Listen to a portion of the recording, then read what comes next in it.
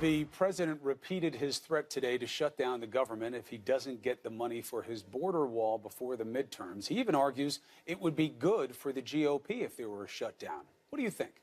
Let's have a great debate with Navorro and Steve Coartes. Here is some of the sound of the president saying it today. He was on with Rush Limbaugh, who's celebrating 30 years in the business. Here's what he said. Here you are suggesting that you'd be willing to you'd be talk about shutting down the government if that's what it took to get this wall built. It's like pulling teeth, though. Getting these guys to get it done is, and you have no idea how tough I've been. And I say, hey, if you have a shutdown, you have a shutdown. But whether it's before or after. But I actually think it's a great campaign issue. I think it would be great before. Steve Coartes, shutdown good. Why? I totally agree. Look, I think it's both good policy and good politics. Good policy because the president ran on this as his signature issue. It is perhaps the foremost reason that he won the presidency, and it's a promise he made to the American people. And in terms of policy, for weeks, Chris, we've been talking about the terrible situation we've had down at the border, particularly as it regards children and families entering illegally. Guess what? A wall solves 95% of those problems at the border if we only have guarded, accessible points of entry where we can control what happens down there. But secondly, and I think this is on the political side, I think that, quite frankly, the Republicans are in trouble. The Democrats are clearly favored to take the House right now. History argues that. Present polling argues that. One way, though, to crystallize the president's coalition, the deplorables, and to get them excited that President Trump is back on the ballot is to give the Congress an up or down choice. The Congress loves to equivocate and bloviate. We need to make it very simple for them. You either fund this wall that the American people voted for, or we're going to shut the government down. Anna, what happens if there's a shutdown politically? Well, first of all, the Republicans take the blame. I mean, I'm almost tempted to say, great, go ahead, do a government shutdown, because I think it will be so politically costly. It's impossible to think that anybody other than the Republicans would take the blame when you have a Republican House, a Republican Senate, and a Republican president. Look, I remember back when there was the entire shutdown debate and shutdown when Obama was president. And it was the Republicans who took the blame. So it's not a good look for a Republican Party that has the entire power and the entire package to not be able to function properly. Also, Chris, it's so, look, Donald Trump likes to flex his muscle, right? He likes to do things that he can do on his own. He likes to impose tariffs. He likes to give out pardons. He likes to show that he is a powerful macho man that's got all this political power and policy power and can make changes. And there's all these Republicans in Congress begging him, and he's being the magnanimous guy.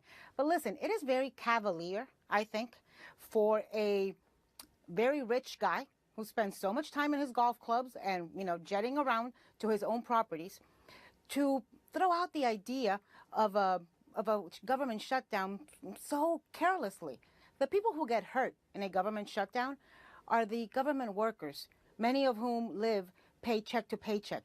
The first ones that start getting furloughed are people like park rangers, are people who are low on the totem pole, on the bureaucratic totem pole, and it inflicts a lot of pain on a lot of people in America, including a lot of families. Forgive me if I don't feel sorry for government workers. The 5 richest counties in America by income are all in the Washington, D.C. metro area. There's a reason for that. It's because Washington, D.C. and the establishment crony swamp has siphoned the wealth and prosperity of the American people for its own benefit, and it's done that for decades. That's the reason Donald Trump was elected. And if the government non-essential services need to be shut down, it's already happened twice this year. It wasn't Armageddon. If that needs to happen again so that they can finally get it through their thick heads on Capitol Hill that the American people voted for a wall and demand a wall, then that's what we need to do. Steve, what did it cost? Look, nothing looks more like a swamp, but nothing looks more like a swamp than Donald Trump's cabinet, okay?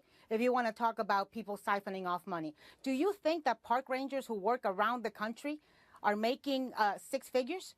Do you think they are making what Betsy DeVos or Wilbur Ross make on one day? They're not, and they're going to suffer, and they've got to feed their families. And so it's very cavalier, and it's very nice, to throw out the entire drain the swamp line and all of this stuff. But there's very real people, some of whom, by the way, are probably Trump supporters, who are going to feel a lot of pain in their pocketbooks. Steve, what do you think the 2013 shutdown cost? I don't know the number. And neither does the president, I would guess, right? $20 billion, 0.3 percentage points in gross domestic product. Federal government had to pay additional interest on payments that were late because of the shutdown. Hundreds of patients were prevented from enrolling in clinical trials at the National Institutes of Health. $4 billion in tax refunds were delayed. You really think this comes for free?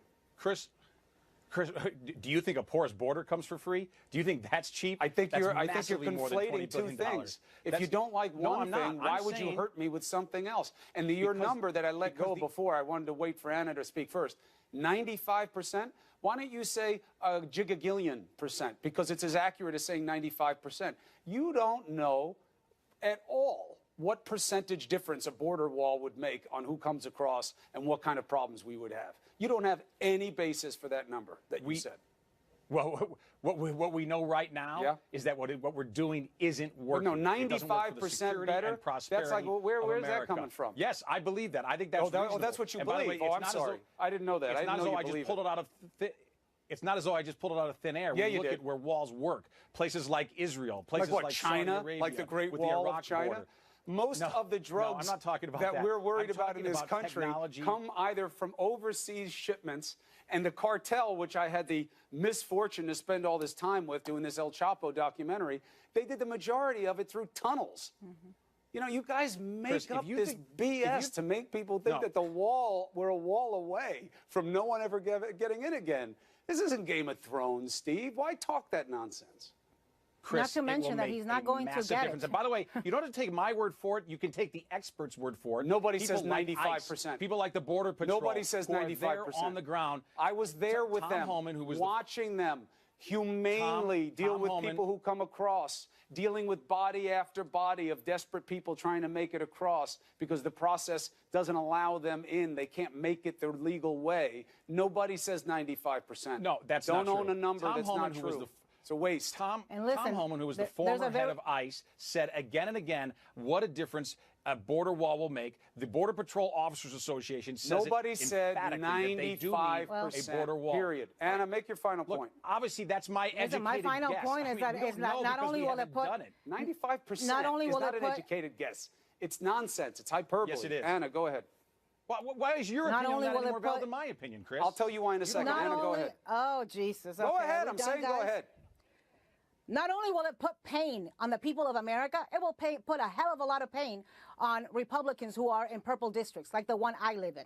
That's the reason that a Paul Ryan and that a Mitch McConnell don't want this to happen before the election or after the elections, because they are going to look like a bunch of dysfunctional boobs incapable of getting anything done, and they are going to lose even more seats because people in Ileana Ross-Layton's district who are going to have to vote for a new candidate, people in Carlos Curbelo's district, and people in so many purple districts around this country are going to make somebody pay for that level of dysfunction in Washington. All right, last word to you, and the reason that I get to check it that way is because the burden of proof is on you. You said the number, Steve. I don't have to justify that it's wrong. You have to justify that it's right, and you have no basis. Your opinion that my number is wrong is no more valid than my opinion saying it's right. 100%, because you have no basis for it. And I'll tell you what, send me proof of 95%. And you have no basis to Dinner's doubt on mine. me.